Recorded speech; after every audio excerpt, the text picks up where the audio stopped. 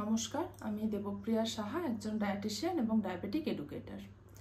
আজকে আমি যে টপিকটা নিয়ে আলোচনা করব সেটা হচ্ছে কিডনি স্টোন আর তার সাথে চা বা কফি খাওয়ার কোনো সম্পর্ক আছে কিনা। এটা জানার আগে আপনাদেরকে এইটা জেনে নিতে হবে যে কিডনি স্টোন ফর্মেশন কিভাবে হয়ে থাকে। কারণ কিডনি স্টোন ফর্মেশনের পেছনে চা কফি খাওয়ার কোনো যোগসূত্র আছে কিনা সেটা জানতে হলে আপনাদের এটা আগে অবশ্যই জানতে হবে যে কিডনি স্টোনটা ফর্মেশন কিভাবে হচ্ছে। মোটামুটি চারটে রিজন থাকে, মেনলি চারটে রিজন থাকে, যাকে প্রাইমারি রিজন বলা হয়ে থাকে। এছাড়াও কিন্তু অন্যান্য আরও কিছু রিজন থাকতে পারে। প্রথমত যেটা হচ্ছে যে যদি different types of minerals and salts বডিতে ডিপোজিট হয়ে গিয়ে থাকে, যদি ইউরিন দিয়ে সেগুলো না বেরিয়ে গিয়ে থাকে প্রপারলি, তাহলে সেগুলো বডিতে বা কিডনিতে ডিপোজিট হতে শুরু করে। এই ডিপোজিট হওয়া মানে হচ্ছে জমে যাওয়া। এই জমে যাওয়ার জন্য কিন্তু কিডনি স্টোন ফর্মেশন হতে পারে। দ্বিতীয়ত হচ্ছে যেটা খুব কমন একটা রিজন, সেটা হচ্ছে ডিহাইড্রেশন। যদি আমরা জল কম খেয়ে থাকি, বডিতে যদি ডিহাইড্রেশন হতে থাকে, তাহলে কিন্তু কিডনি স্টোন ফর্মেশন হওয়ার একটা চান্স থাকতে পারে।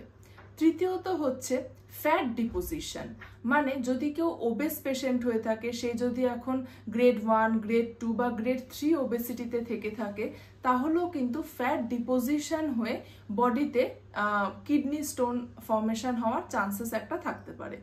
আর 4 নম্বর হচ্ছে কিছু মেডিকেশনস থাকে, কিছু সাপ্লিমেন্টস এমন থেকে থাকে যেগুলো খাওয়ার জন্য কিন্তু বডিতে কিডনি স্টোন ফর্মেশন হতে পারে।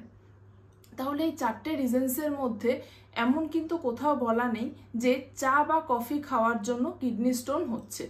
আর রিসেন্টলি স্টাডিতেও এরকম দেখা গেছে যে চা কফি খাওয়ার জন্য কিন্তু কিডনি স্টোন ফর্মেশন হওয়ার বা কিডনি স্টোন হওয়ার রিস্কটাকে কিন্তু সেটা কোনোভাবেই ইনক্রিজ করছে না।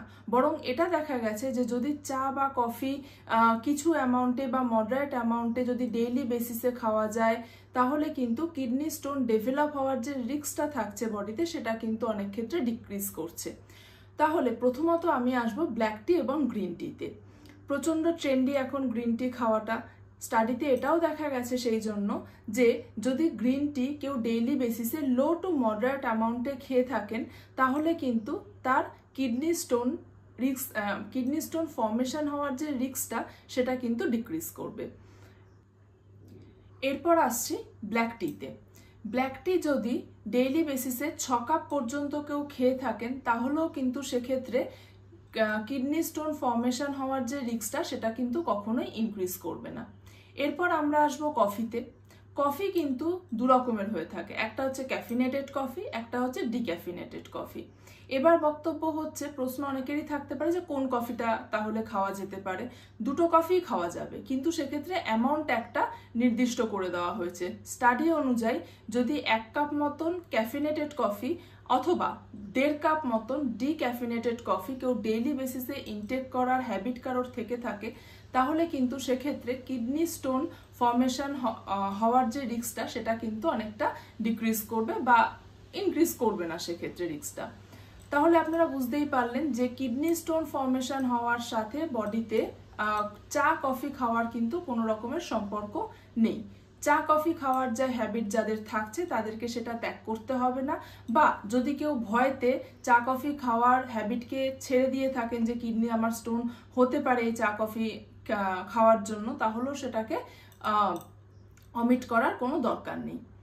ওকে, নমস্কার, সুস্থ থাকবেন, ভালো থাকবেন।